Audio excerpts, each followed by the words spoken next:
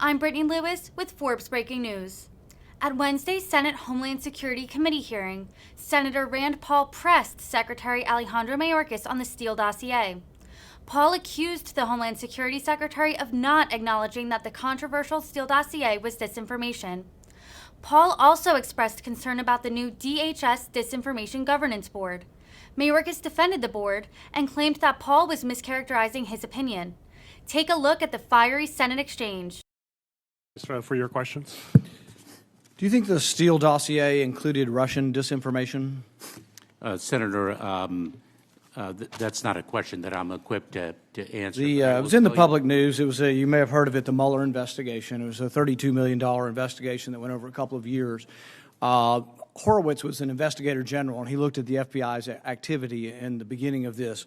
And what the FBI concluded was that there were FBI agents throughout this period of time who concluded that, yes, the dossier was full of Russian disinformation.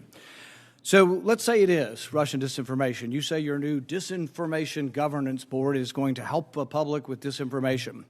You claim it's not going to be about domestic, it's going to be about foreigners and those evil Russians. So here's my question. The FBI concludes that the Steele dossier was full of Russian disinformation.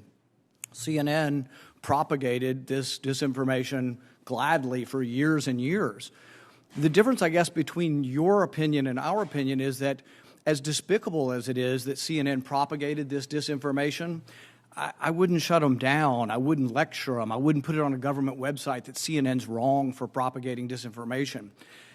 The problem you have is you're not even willing to admit, I mean, we can't even have an agreement on what the FBI said was disinformation. How do you propose that you're going to have an office of disinformation governance if you see the problem in even determining what is disinformation? Oh, Senator, because our work is not focused on disinformation writ large.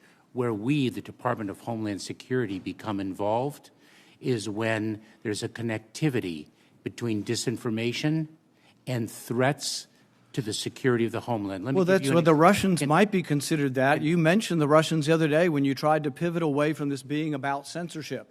But let's say it is the Russians. I know you're not going to ever agree that the Steele dossier, which y'all spent so much money on, was disinformation. But it was, and the FBI concluded. But let's just say there's an imaginary disinformation. You've discovered tomorrow Russian disinformation that's going to hurt our national security, and CNN's broadcasting it. What are you going to do?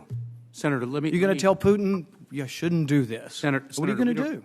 Senator, let me explain what we do in the Department of Homeland Security with respect to disinformation, and frankly, what we've been doing for nearly 10 years across different administrations.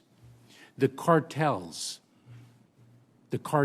propagate disinformation that Title 42 does not apply to a particular community of migrants from a particular country. How are they propagating this? If I may, through social media. And what we do through U.S. Customs and Border Protection is actually communicate via social media and other channels that is false, that we do apply Title 42. So let's say there's Russian disinformation as well. Are you going to take to social media and broadcast that people are broadcasting something incorrect about what do you think is Russian disinformation?